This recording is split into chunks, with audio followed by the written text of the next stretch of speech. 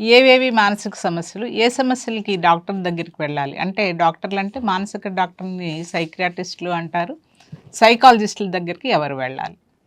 మానసికమైన doctors psychiatrist దగ్గరికి మానసిక రుగ్మతలు, కొన్ని రకాల మానసిక రుగ్మతలు స్కిజోఫ్రెనియా, సైకోసిస్ ఇటువంటి మానసిక రుగ్మతలు ఉన్న వాళ్ళకి డాక్టర్ గారి అవసరం ఉంటుంది.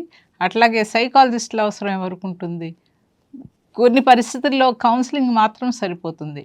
కొంత మెడిసిన్‌తో పాటు కౌన్సెలింగ్స్ కూడా ఎక్కువ అవసరం అవుతూ ఉంటాయి. అటువంటి వాళ్ళకి కౌన్సిలర్స్ సహాయం అవసరం అవుతుంది. అట్లాగే క్లినికల్ సైకాలజిస్టులు ఉన్నారంటే, వాళ్ళు కొన్ని రకాల అసెస్మెంట్స్ చేసి, వీళ్ళు ఏ అనారోగ్యంతో బాధపడుతున్నారు, వీళ్ళకి డాక్టర్ గారి సహాయం అవసరమా, కౌన్సిలర్ సహాయం అవసరమా అనేది కూడా చెప్తూ ఉంటారు. ముఖ్యంగా ఎదుర్కొనే మానసిక సమస్యలేంటి?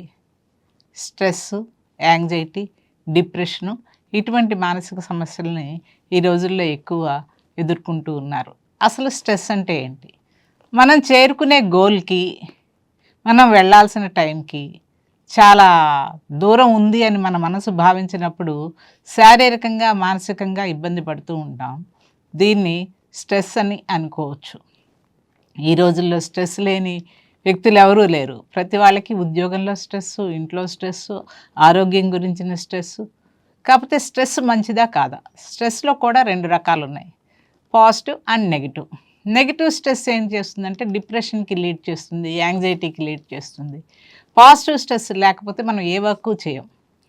రేపు ఎగ్జామ్ ఉంది, చదువుకోవాలి కాబట్టి చదువుతామనేది పాజిటివ్ స్ట్రెస్. ఎలా అయినా నేను రాసేయగలను.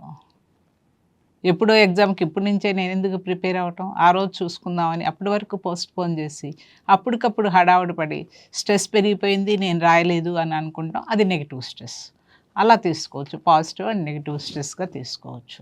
స్ట్రెస్ అయితే కొంతవరకు బీపీ, షుగరు బాడీలో ఇంత పర్టిక్యులర్ షుగర్ లెవెల్స్ ఉండాలి, ఇంత పర్టిక్యులర్ బీపీ లెవెల్స్ ఉండాలి అన్నట్టు కొంతవరకు స్ట్రెస్ కూడా మనకి తప్పనిసరిగా అవసరం.